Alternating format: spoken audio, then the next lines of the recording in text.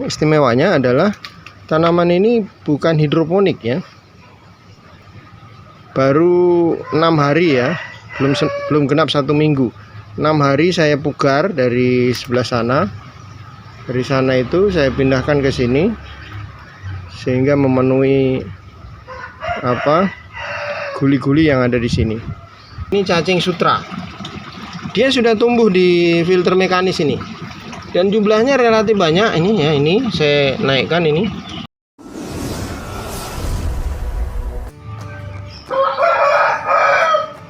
Halo teman-teman, assalamualaikum warahmatullahi wabarakatuh. Kita lihat di video ini tanaman kangkung ya.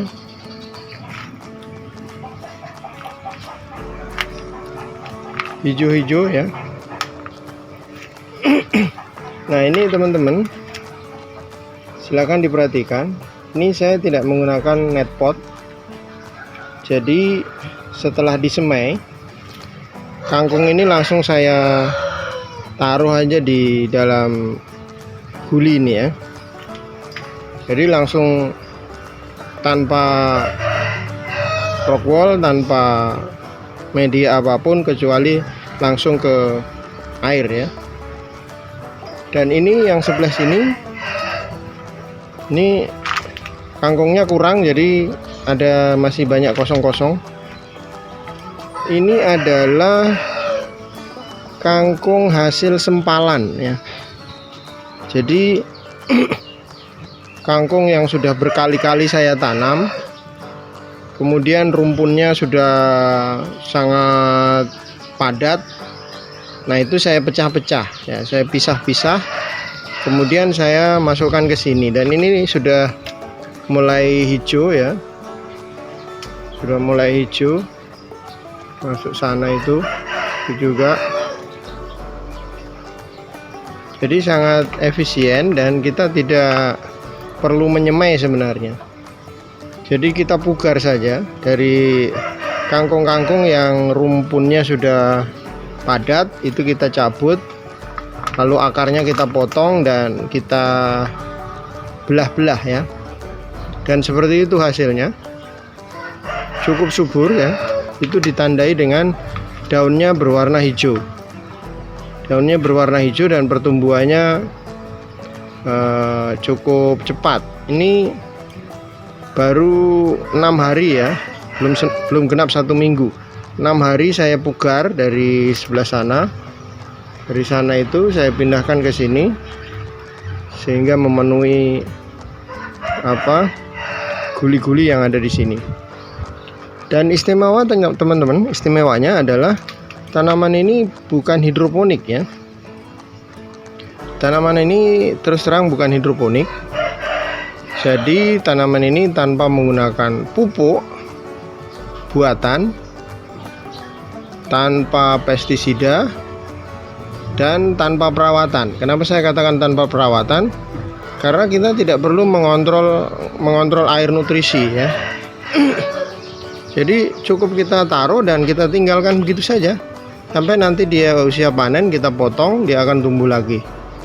Terus seperti itu ya.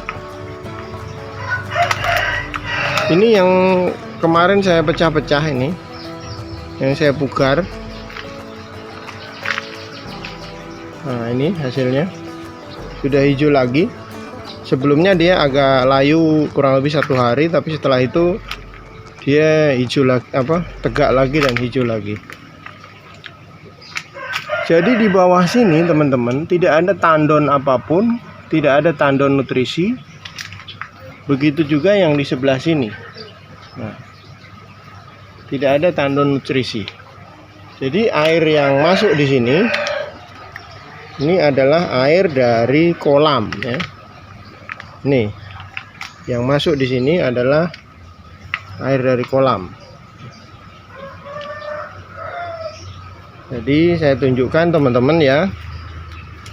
Air ini keluarnya di mana? Masuknya tadi itu. Nah, keluarnya di sini teman-teman. Kemudian ke sana. sini ya, di dalam tanah ya, saya tanam.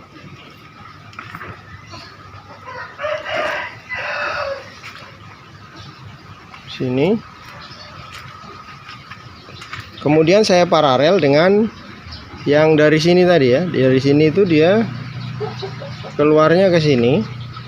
Kemudian diparalel lagi di bawah sana. Kemudian ke sini teman-teman di bawah ya. Ini saya paralel lagi, tapi ini nggak saya pakai, belum dipakai ya. Masih kosong itu. Jadi masih nganggur. Kemudian diparalel di bawah ke sana. Nah, kemudian keluar di sini teman-teman ya, keluar di sini. Nah, di sini dia. Nah, tuh. Jadi ke kolam ya, kembali ke kolam. Ini kemarin habis dipanen, saya kasih habis, jadi kita tunggu tumbuh lagi. Nah, ini kolamnya ya. Kolamnya ukurannya 3x4 ya teman-teman. Kemudian di dalam itu ada ikan dengan populasi 1000 ekor. Saya akan tunjukkan, nanti saya kasih makan ikannya ya. Baik teman-teman, saya tunjukkan ikannya. Ini nggak kelihatan, nanti saya kasih makan dulu supaya kelihatan. Saya menggunakan pakan pelet biasa ya, seperti yang untuk pakan-pakan ikan. Cuman saya campur dengan ini, probiotik EM4 untuk perikanan ya, untuk ikan, udang dan lain sebagainya. Saya campurkan sini satu tutup ya, satu tutup ini saya campurkan ke sini, saya tambah air sedikit. Kemudian diaduk-aduk, lalu kita diamkan kurang lebih 15 menit. Ini sudah lembek ini ya. Selanjutnya kita akan kasih pakan ke ikan sana ya. Silakan teman-teman lihat tuh. Nah, tuh ikannya. Ikannya cukup sehat. Ini ikan nila ya. Ikan nila merah dan ikan nila hitam. Jumlahnya 1000 ekor. Nah, itu kelihatannya masih minta makan lagi kelihatannya. Nah.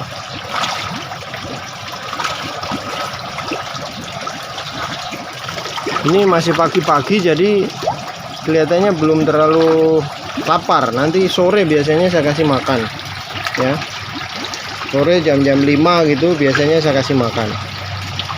Kemudian teman-teman, untuk sistem instalasinya yang air masuk ke tanaman, saya tunjukkan ya.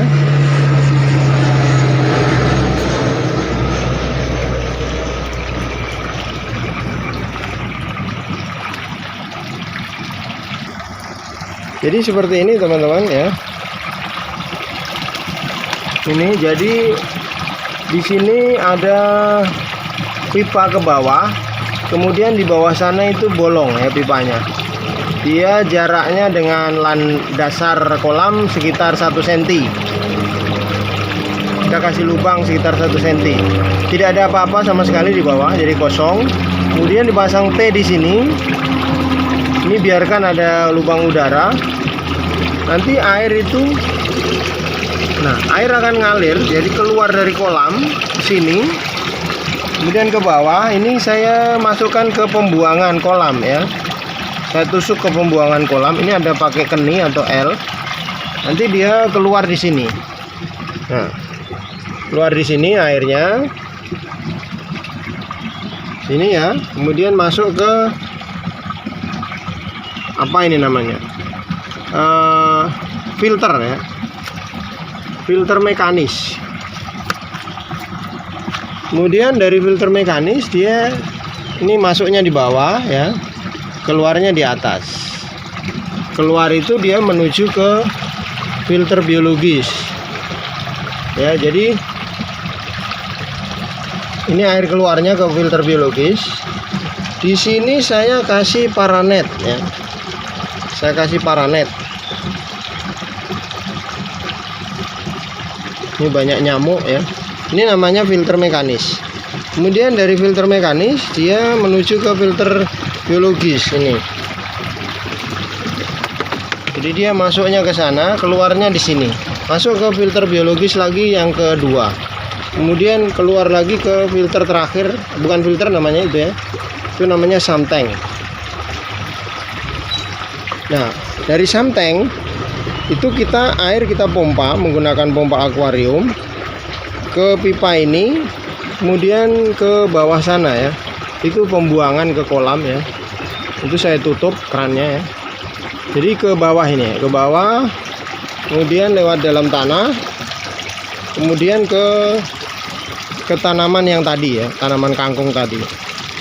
Jadi air kolam ini harus kita filter dulu agar airnya bisa dikatakan bebas amonia ya, bebas amonia. Jadi sudah difilter biologis sehingga merubah bakteri-bakteri menjadi nitrat dan nitrit yang tadinya amonia. Yang kemudian air dari tanaman tadi dia kembali ke kolam itu sudah dalam bentuk kaya oksigen dan terbebas dari amonia, karena amonia itu sendiri akan mengganggu ikan, sehingga kualitas air di sini menjadi sangat baik untuk perkembangan ikan. Dia kaya oksigen, kemudian bebas dari amonia yang menjadi masalah bagi ikan itu sendiri. Kalau terlalu banyak kotoran dan terlalu banyak amonia, maka ikan itu bisa pingsan gitu ya, bisa pingsan. Maka kita proses sistem seperti itu ya. Jadi sederhana sekali. Di sini tidak ada apa-apa. Cuman di sini teman-teman saya kasih aerator ya. Saya kasih aerator untuk menghasilkan banyak oksigen di filter-filter biologis ini dan dapat menyebabkan pertumbuhan bakteri lebih baik dan cepat. Kemudian kemarin saya buang ini ya. Jadi di sini ini adalah keran pembuangan dari filter mekanis. Itu biasanya kotor sekali. Mungkin sekitar sebulan sekali saya buang, tapi nggak sampai habis ya. Pokoknya dia kotorannya sudah mulai keluar. Contoh ya, ini saya buka gitu. Nah itu kotor sekali tuh. Tuh kayak lumpur-lumpur gitu. Nah ternyata di sini juga ada ini teman-teman, terjadi pertumbuhan cacing ini sutra. Padahal saya tidak pernah tanam ini cacing ya. Nah kotor itu, kotor ya. Nah teman-teman saya kasih tunjuk, ternyata di sini ada cacing sutra ini. Ini cacing sutra. Dia sudah tumbuh di filter mekanis ini. Dan jumlahnya relatif banyak ini ya. Ini saya naikkan ini. Cacing sutra ini sangat baik untuk pakan ikan. Terutama untuk teman-teman yang pembibitan ya. Teman-teman yang melakukan pembibitan, baik ikan nila, ikan lele maupun ikan apapun, untuk pembibitan itu pakannya biasanya menggunakan ini cacing sutra ini ya teman-teman. Sudah banyak itu ya, padahal baru sebentar saya buka. Mungkin di dalam ini sangat banyak ya. Nah ini cacing sutra. Nanti saya masukkan ke kolam supaya dimakan oleh ikan. Nah seperti itu teman-teman. Jadi di dalam sini ya. Dan airnya ini sudah setahun ya. Sudah setahun ini nggak pernah saya ganti. Airnya relatif jernih. Memang warnanya agak kemerah-merahan itu teman-teman, itu karena pantulan dari terpal ya. Terpalnya ini warnanya ada garis-garis merah dan oranye ya. Sehingga airnya warnanya menjadi kayak merah-merah coklat gitu ya. Tapi itu jernih ya, jernih, dan sudah 1 tahun, benar-benar 1 tahun saya tidak pernah buang airnya ini. Bahkan air hujan pun juga masuk ke sini saya kasih biar saja gitu ya. Intinya ikan nyaman, tidak masalah, dan perkembangannya juga cepat ya. Ini saya kasih makan ikan ya. Ini cacing sutranya ini. Ini kalau di ini teman-teman, di mana ini, di tempat pembibitan ikan, ini 1 kilo harganya 500.000 teman-teman ya. Ini kita bisa budidaya. Kalau teman-teman berminat bisa melakukan budidaya cacing sutra. Ini 1 kilo harganya kurang lebih 500.000 ya. Cara budidayanya bagaimana, tentu ada banyak tutorial sih di YouTube, teman-teman bisa mencari ya. Ini saya rencana di atas kolam ini juga mau saya bikin budidaya cacing sutra ya, supaya bisa menghasilkan cacing yang banyak ya. Ini saya kasih masuk ke kolam ya teman-teman itu. Dia tenggelam di bawah. Dia dimakan ikan dari bawah sana ya. Tuh.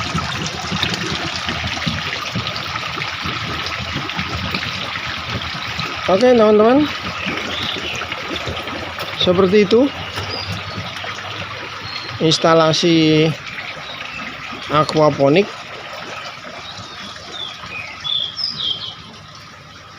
Kalau yang ini hidroponik ya. Ini saya lagi nanam selada hidroponik. Jadi ada tandon nutrisi di bawah sana.